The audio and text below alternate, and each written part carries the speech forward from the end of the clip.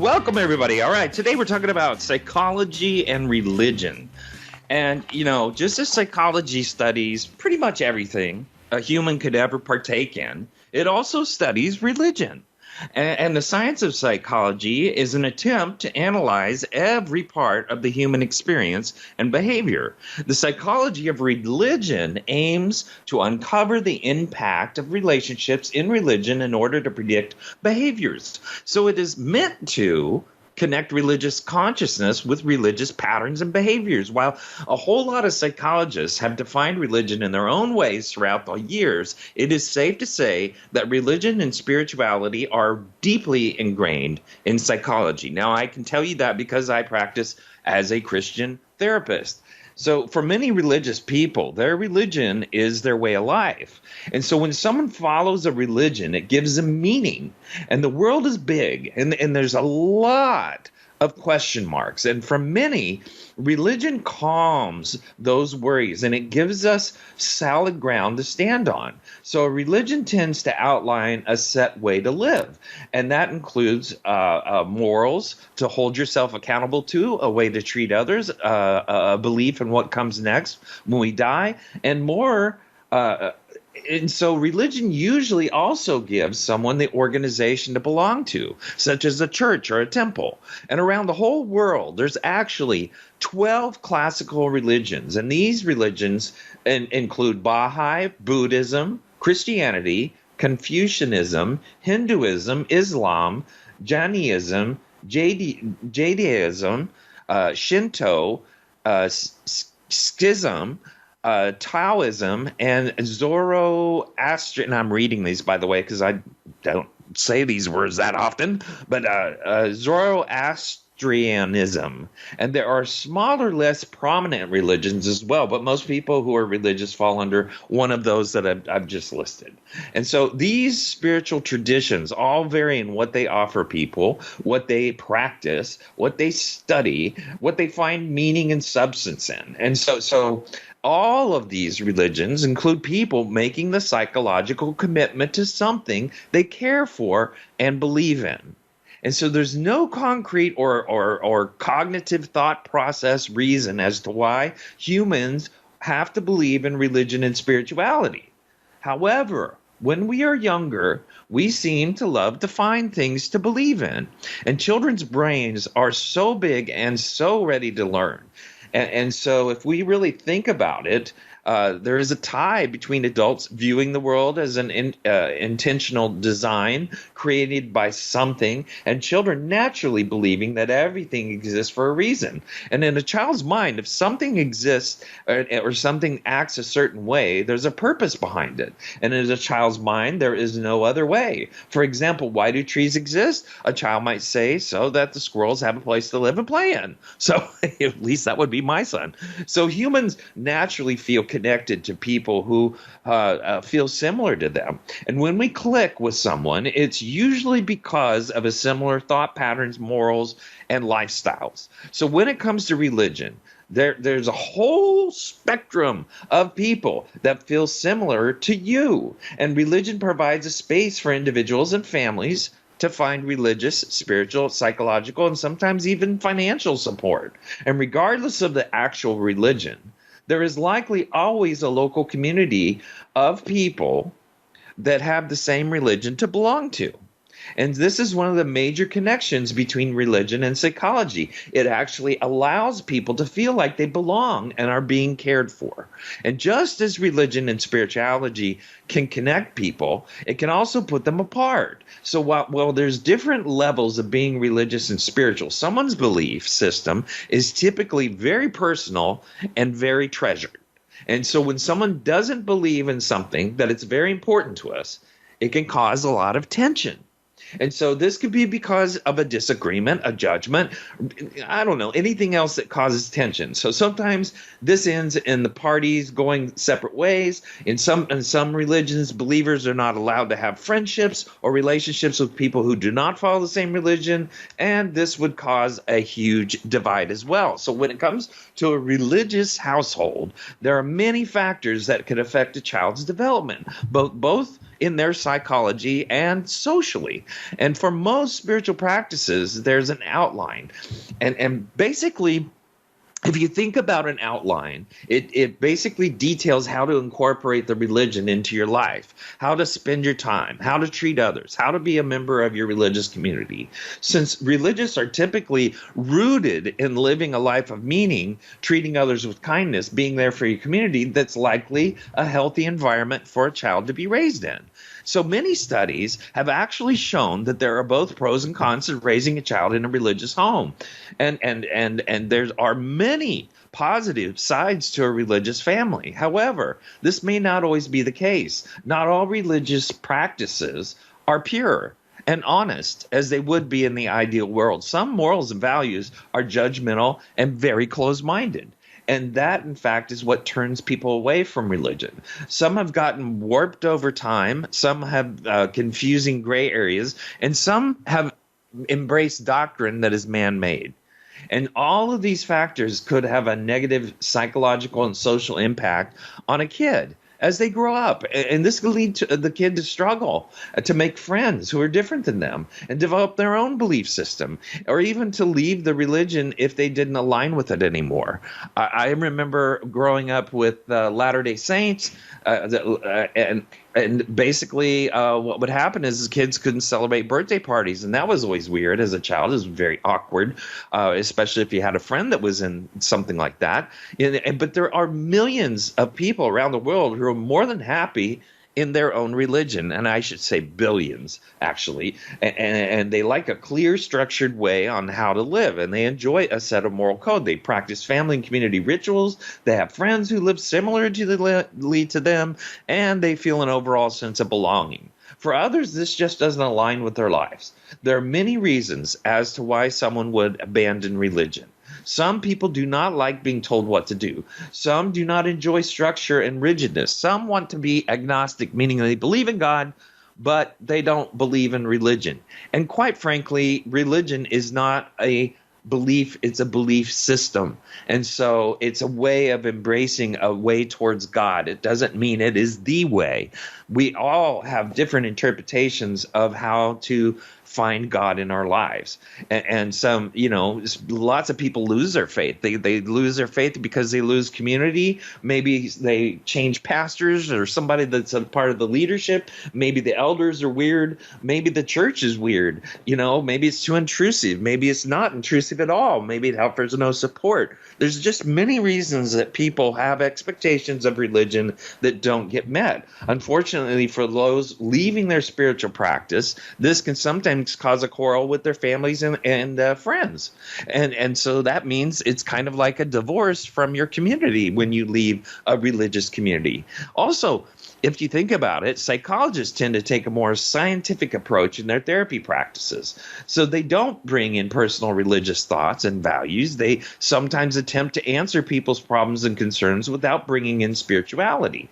However, this isn't always the case. There's also therapists and counselors like myself that work in religious settings. However, I don't necessarily always work in a religious setting. I have clients of all backgrounds, including atheists, including everything else as far as religions are concerned. It's across the board. So my job as a therapist for mental health is to meet people where they are and use the framework of how they think to try to help them rather than try to impose my religious values onto them. Counselors in these work environments tend to take on clients who struggle with addiction, substance abuse, mental health issues. That's generally what comes away. But marriage is a big one that comes into when you're doing faith-based counseling. They also tend to focus on family and the youth. And so it goes all across the board. But since the earliest humans walked the earth, individuals have wondered where they came from, why they're here, what it all means. Religion, by and large, represents society's attempts to answer those questions. While it isn't always able to achieve that goal, it often succeeds at providing followers with structure, a code of ethics, a sense of purpose. And the promise of an afterlife is the core tenet in the most, as we spoke earlier, of most organized religions. And another key motivator for followers, as a belief serves as an important psychological function, it also provides community. So religious beliefs reflect our unique cognitive ability to detect agency and intention in others. And by looking at it, even in the natural world, we're able to detect agency, which would be called a motivator, people's motives, people's needs, why people are going after what they are going after. If you think about it, it's really more important to understand what things mean to people than the facts, because we have an attachment to a meaning. And when we talk about religion, people sometimes have a lockstep, diehard attachment to their religion and their process of processing God and their duty to their faith.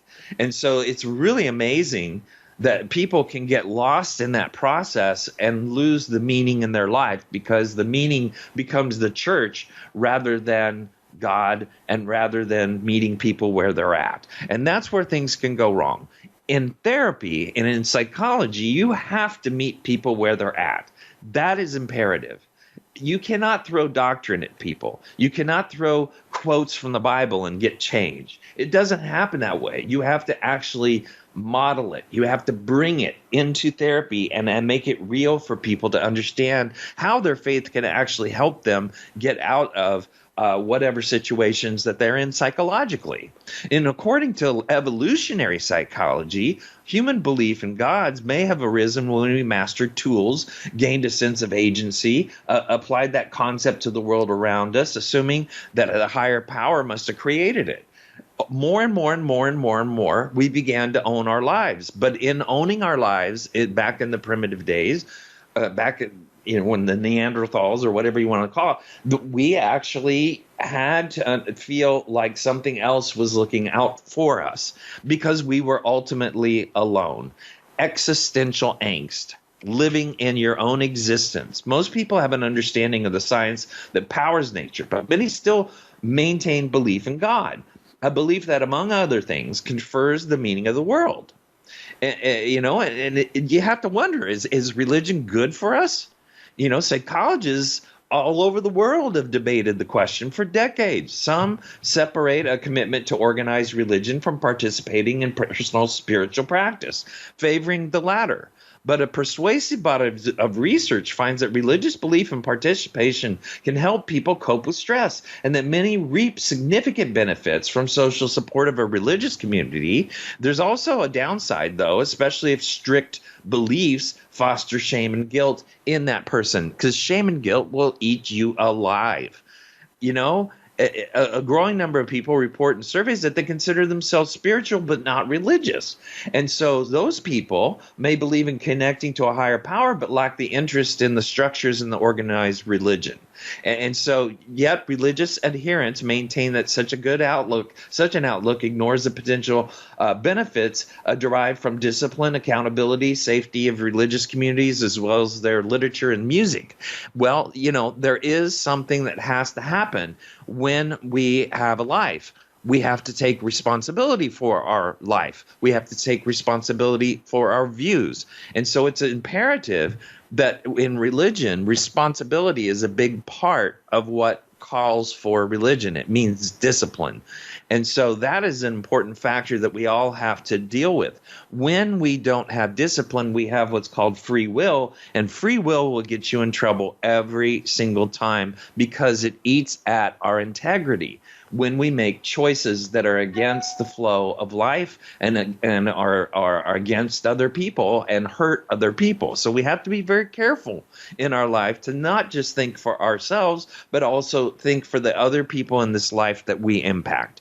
And so mindfulness is a really important part of many religious traditions and also psychology.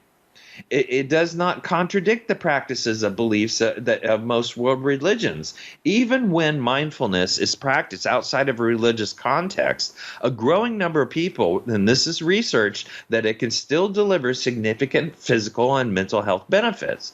The idea of mindfulness goes along with prayer, which can be an awesome thing in our life if we really do it. If it's not just something we do out of desperation, but it's something we do every day to integrate the idea of mindfulness, the idea of prayer, and what that power can give us. Because the real meaning of life, the true meaning of life, is actually being here, now, and fully present in this moment with every single person we interact with, and every single place we interact with every single object we interact with. It is all important. If we can stay present, we don't have big problems because we're not looking down the road and hypothesizing and catastrophizing. We're not looking back on all our traumas and all the things that have happened to us that we don't like. And so what is really good is when we are fully present, that is when we are in our most spiritual context of meeting life where it is. And that is health. The greatest gift, if you have children or a spouse or a partner or a friend, the greatest gift you can ever give the world is your own mental health, is you being healthy. That's the greatest gift you can ever give yourself even. But it's amazing how so many people live what's called a suicidal life, where they have addictions and problems and things and self-defeating, where they hurt themselves. We do not even have studies that indicate how much suicidal lives are out there, but they're huge. It's huge. And it's because people are in pain. They're in all sorts of mental and physical pain, and they just want to escape it. But what they do is, instead of committing suicide, is they do things in their life to destroy their life. And unfortunately, that is unaccounted for as a statistic, but I can tell you, if it were, it's probably gigantic. It's probably over 50% of our population that do things to themselves that they shouldn't do. Spiritual beliefs can be beneficial for people's health. It increases their optimism, their resilience, and it decreases their risk of depression, substance abuse, suicide, and risky behavior. Belief can bring together people who share the same values, and it gives them a sense of belonging and greater social support. And in addition, many religions, organizations support health-based initiatives and community-based initiatives. They also support eating healthy and regular exercise sometimes, stress reduction, and they have a real positive impact on people in general. Belief can give people comfort during hard times, especially when they experience, profound loss. It also provides purpose on the anchor for morality. It also acts as a deterrent to crime, and religious belief can be a real boon to parents as well. It can really inspire children to be more giving. Compared to an agnostic or atheist peers, religious youth are much more likely to be involved in community outreach, such as volunteering, and overwhelmingly more likely to cite forgiveness as a value they endorse. Faith and forgiveness. If you think about it, life is a faith-based venture. Why not learn about faith in something? Because everything you do in this life is a leap of faith. If you live in fear, you are going against life. You are actually honing down all of your possibilities. When you have faith, all you have is possibilities. And people that live in faith in life, taking leaps of faith, buying that new car, getting that new house, having children, getting married, doing all these things in life, going on a vacation, going hiking, going fishing, going whatever, all these experiences build a person's life. You have an opportunity on this earth to create a life. When we live it in faith, we actually are able to live a life. When we live in fear, we cope with life. And that is a huge difference, because coping with life means we're going to funnel down everything hypothetically as to what could possibly happen to limit our choices down to very boring and simple things. It's really important to understand that in studies of people in the highest risk for depression, because having parents with depression or having had earlier episodes of depression themselves, religiosity was found to significantly limit the conditions of onset or reoccurrence. So the question of how religion delivers such a benefit is still being explored, but fostering the development of resilience may be an important factor. I would also say what is really, really important in depression is to understand depression means that we have enormous amounts of expectations. Expectations come with a failure narrative, which means that we are a failure or other people are a failure. There's a huge emotional attachment, very closely related to betrayal and disrespect when people do not meet our expectations or we do not meet our own expectations. That is depressing, and that is the ingredient that makes people depressed. People with a sense of spirituality looking for forgiveness, here's what they do in a sense of spirituality. I'd prefer that you did this. I'd prefer that you did that. I prefer I did this. I prefer I did that. That means that we're not attaching a negative emotional connotation to an expectation. We're operating in a preference, understanding that the world is very subjective and we are influenced by how other people operate. And when we get to that understanding, we have a tendency to operate very smoothly in life. But if you want to live in depression, be a perfectionist, have expectations, and walk around with your sad face and maybe your antidepressant. You know, the next thing is to really understand life in general is about forgiveness. And people forget this. They ask why questions. Why? Why did you do this? Why did you do that? Well, why is a very nasty question because it's moral based. It means that you're probably a badly intended person. When you're asking a why question, you're going to get a lie, especially from children. If you ask people a what and a how, that means we're attacking the process that led to the negative decision. So that's a good thing. That means we're looking for forgiveness. What was your intention? How did you decide to do this? That is the life of forgiveness. Unfortunately, most people don't get that. They have to ask why. Why? That means you're a bad person and I already know why. You know, it's terrible that people do that to each other. Why and try. Those are some of the two of the worst words in the English language. Why and try. They need to go. They need to be deleted and gone.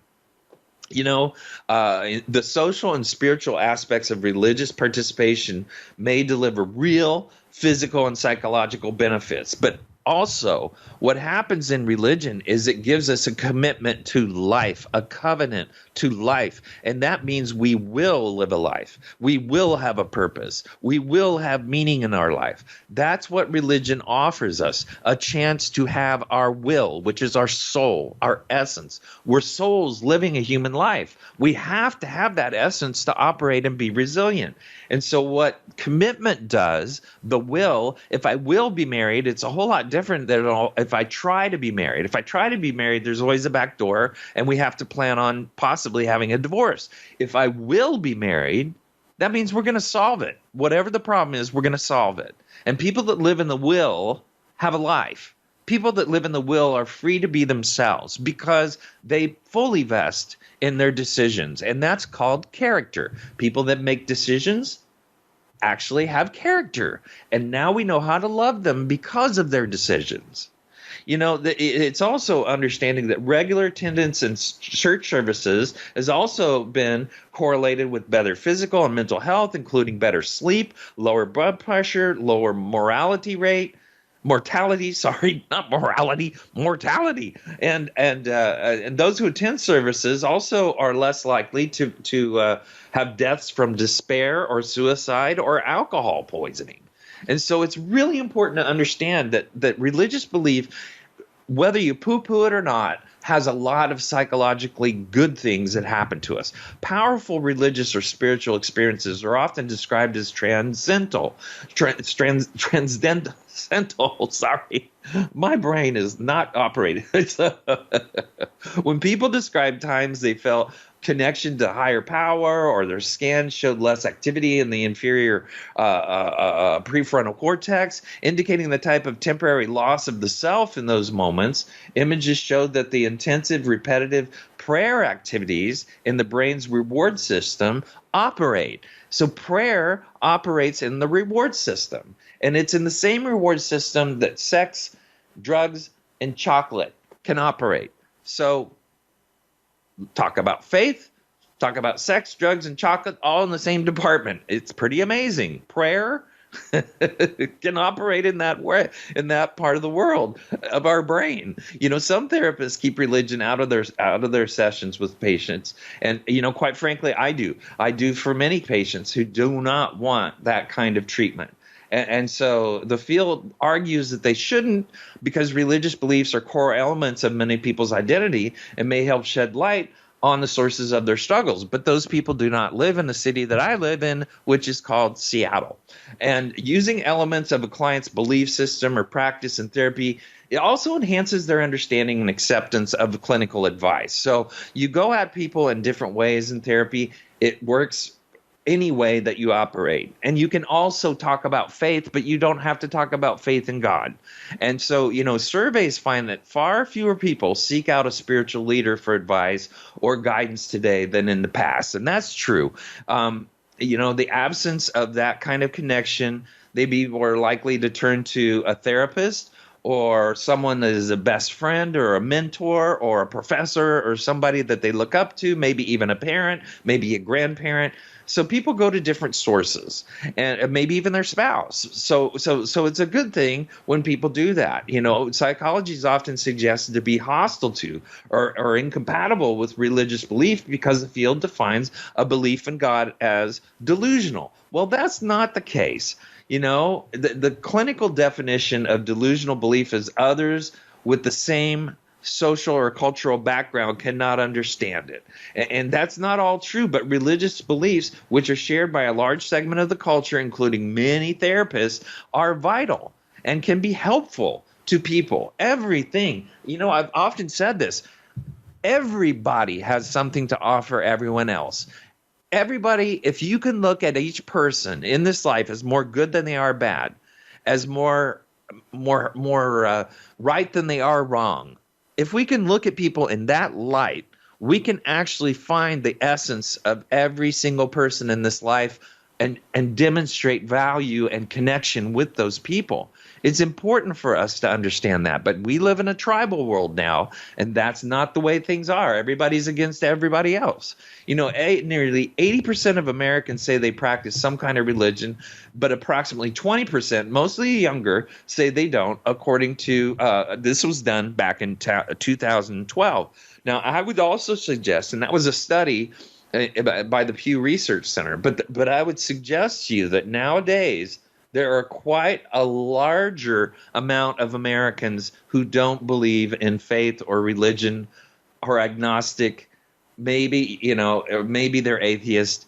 But the bottom line is there's a lot more people gravitating in that direction. And I think COVID played a big factor in that because obviously people didn't go to church.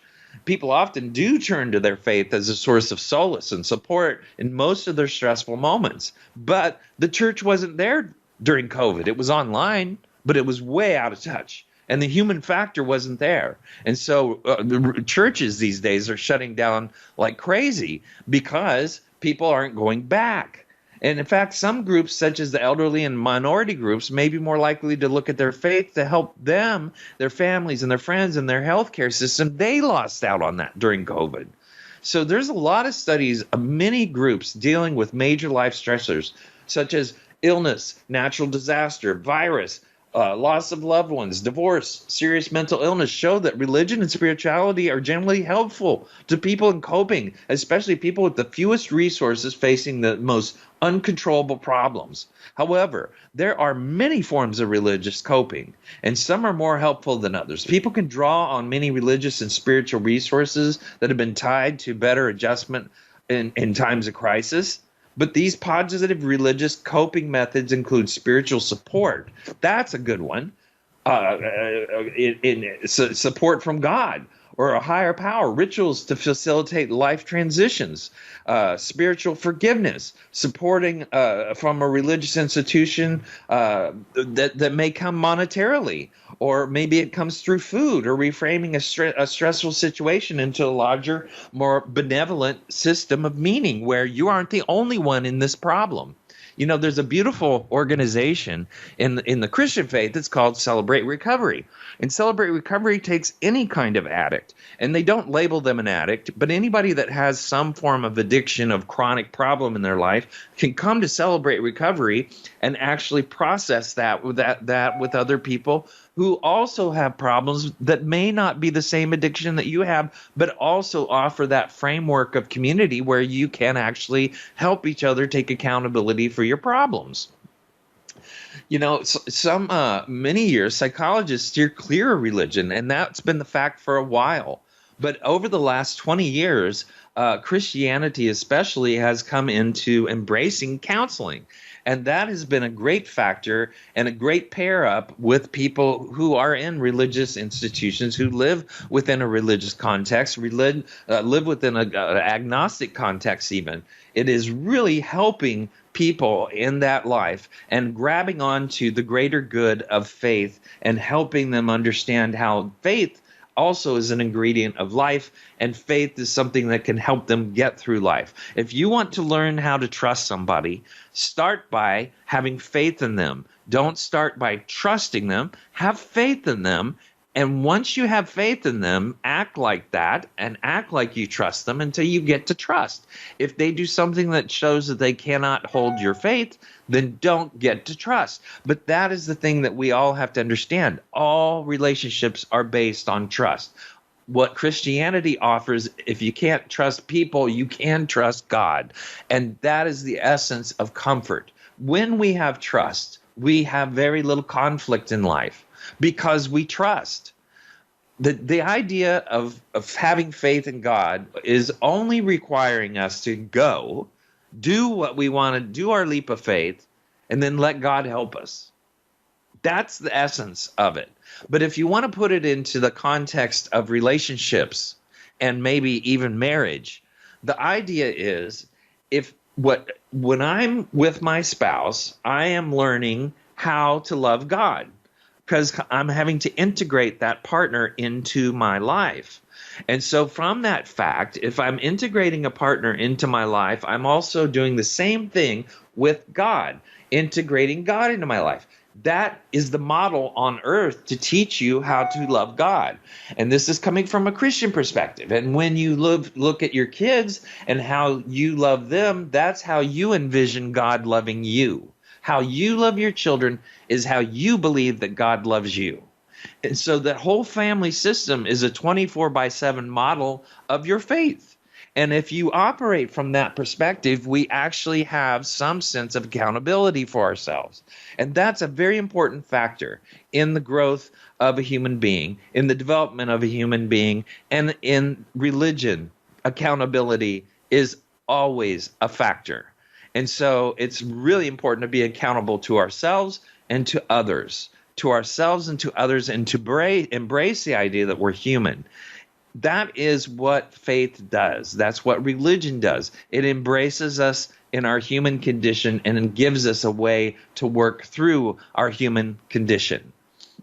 If you can help people connect to their higher selves, what happens is they find peace in their life. And peace is such an important thing because what it means is I'm going to accept where I'm at, I'm going to accept what's happening, and then I'm going to work from there. And when people can operate that way, they operate peacefully. Some research has showed a mantra-based meditation to spiritual is more effective in reducing physical pain than meditation in a secular.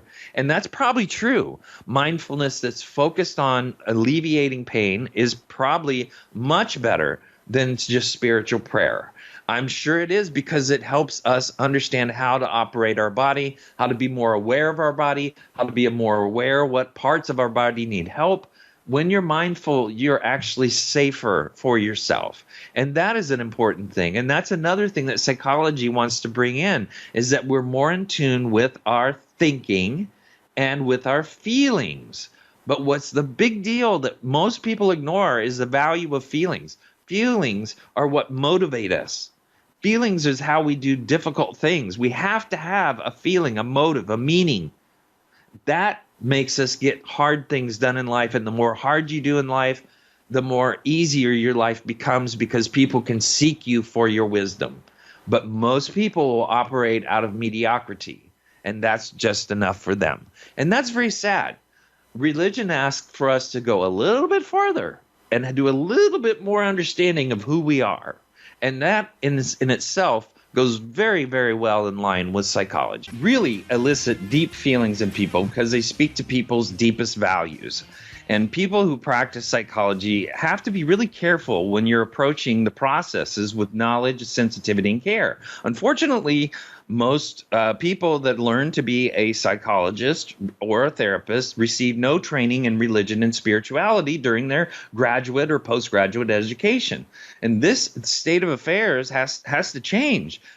Competent care rests on the basic knowledge about religions and spiritual diversity and understanding how religion and spirituality are intertwined into adaptive and maladaptive human behavior.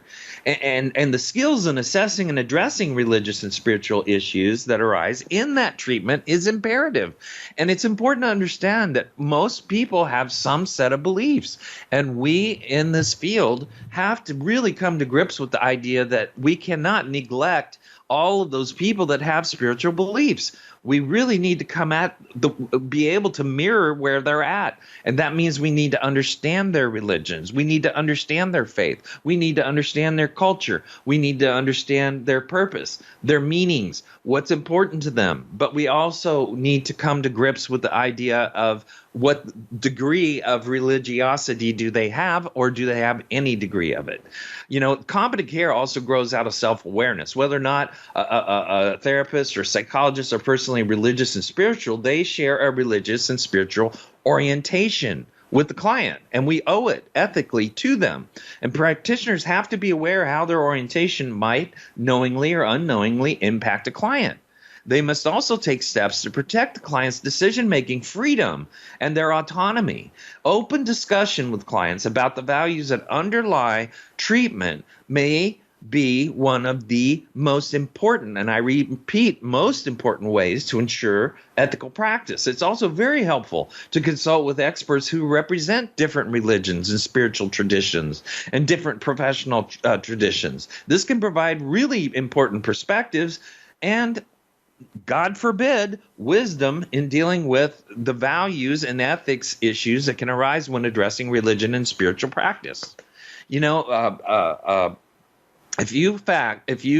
Science is given a number of paths to pursue matters of faith. If science and religion were two windows to understanding the universe, our life would be very dark. We need a blend. It's important to have a blend, to have some experiential learning in our life.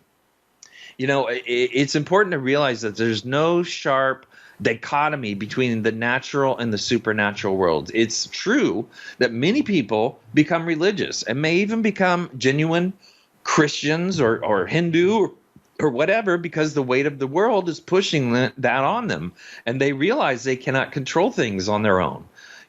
God may be their only hope.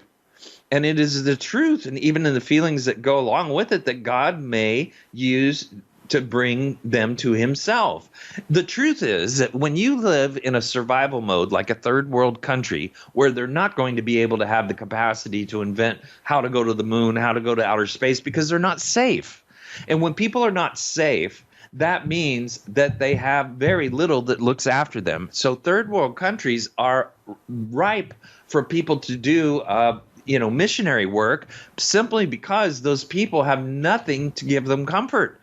God will give them comfort, though. And so that is an important thing to understand, that that's been around since the beginning of time, that there's been some force of belief systems that all societies have had to operate through. Not everyone in society operated with, but through that, parts of society have gained comfort and been able to live life in a safer modality, in a modality looking out for others, giving rather than reacting, being responsive rather than reactive. Life is best lived when we're responsive and not feeling like we're vulnerable to others. In this day and age, we live in a government and a world where we are reactive, and that's where stupidity comes in. That's when people do dumb things. Every emotional decision you ever make in your life, you will redebate it over and over and over again simply because of the emotional basis of the decision. We need to make decisions in this life based on logic, and logic also comes with feelings and meanings. But logic also is a very important factor in understanding that when we made a choice, we made a choice. Now we got to deal with it. That's how we live our life. It's important to realize that Christianity has many psychological benefits, and these are not only Christianity, all of the 12 major classical faiths, and these are some of the things that initially attract people. We would expect something that's true to have a positive psychological benefits. Also, religious convictions are not the only convictions that have psychological components. It's quite possible that many psychologists of religion arrive at their conclusions because they are members of an academic community that exerts great psychological pressure to conform to maybe scientific naturalism. Christianity does not stand or fall based on psychological benefits that provides to Christians. Christianity is based on historical life, crucifixion, and the resurrection of Jesus. Now, that's one faith. That's one faith in the end, and that's my faith. And so that's easier for me to communicate than to communicate to all faiths. But we all have some types of values that we all share. We all want some sense of acceptance in our life, some sense of curiosity.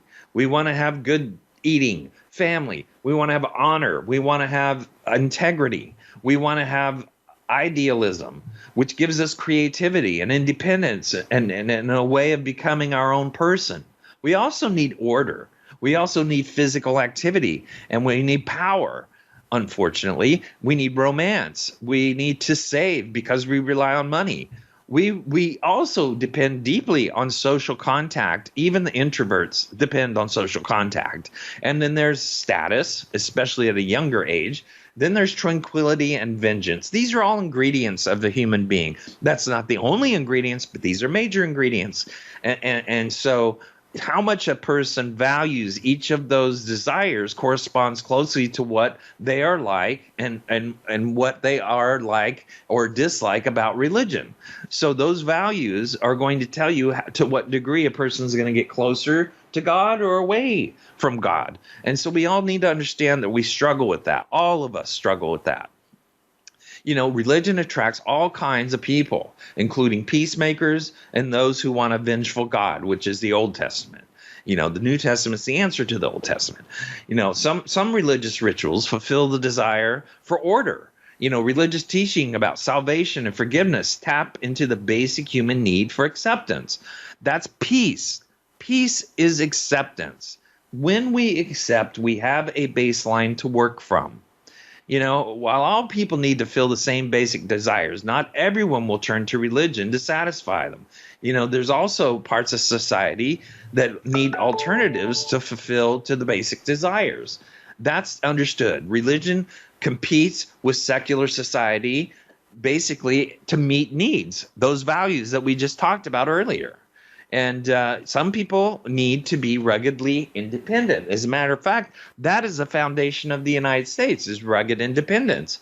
Other societies, it's a dependence on moral values having to do with social structure and society and people, depending on their age. And there's all kinds of cultures that basically are very closed. They're closed to their own people, and they have their own culture within that. But in America, we're ruggedly independent, meaning we are to take accountability for our own life despite the family we come from. That all of us have the opportunity to make a life. That used to be the case. Nowadays, it's all corporate life. And sadly, our small businesses are dying on the vine. People engage in religious practices for really good reasons. It's because someone is sick or make sure someone doesn't fall sick. The crops are good and abundant. And those kind of endeavors historically took form in paying basically some kind of obedience to some kind of a superhuman being or a supernatural concept. And there's a whole lot of possible conceptual combinations that are supernatural, great interest to human beings, but only some of them make it. And so if we think about that, there's a lot of mythologies that are not commonly recognized around the world, but were the basis for religion prior to religion. And there were belief in fairies and ghosts, leprechauns, and these are all widespread and well known and tied into our fairy tales that we've all grown up with in our lives.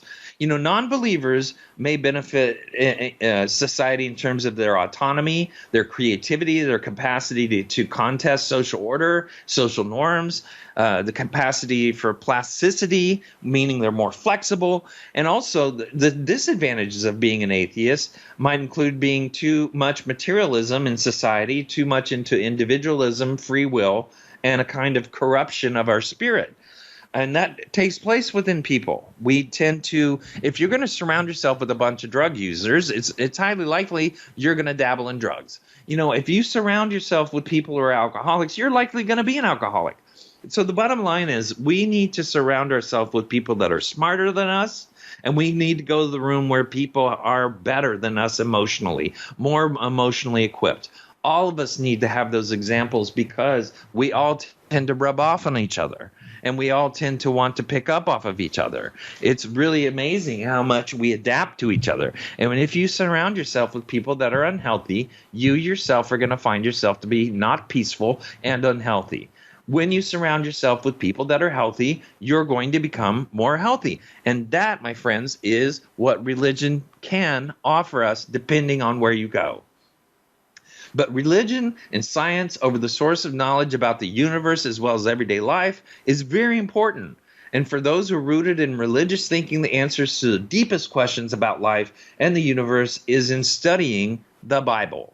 On the other hand, people are rooted in science, the scientific method, empirical research, answers to all these questions that are be found in the search for facts to be gleaned from observations and from laboratory experiments. And that, my friend, is called the scientific process. What's beautiful about the scientific process, it is about failure over and over and over and over and over and over, repeated failure. That is good. But if you have no model for understanding what failure is to do in life, we tend to always feel like a failure and never grow beyond the failure and learn from it. That is the beauty of failure, and that is the beauty of forgiveness, is understanding that failure offers us a new opportunity to learn based on what we learned from the failure. So it gives us a baseline, a place to work from, an understanding. And so when people go down that path, they have a much better life. They have a much better life because they're not riddled with fear of failure. Unfortunately, lots of people live in failure. Embrace it. It teaches you. It's okay to fail. It's okay to get back up. If you look at every major person in the world that you've ever looked up to, they were resilient. They were resilient, and they were resilient simply because they kept their self on track despite the problems that came in their way. And we all need to understand that that is what we do. We have to do in this life. And that, my friends, is a spiritual journey. That means we have to have the will to power, the will to live. Nietzsche's the will to power, and he was an atheist. But the bottom line is we all have to drive forward through our problems and go on into the next chapter and accept the things that we don't find acceptable. If we're able to do that, we are so resilient and we operate so buoyantly through this life. That is where people get the most out of this life. The faith side of the issue in the idea of psychology is that it's a sacred right because it's part of a covenant, and a covenant has a responsibility that is not written down. A covenant is in our belief, our commitments that we make to each other.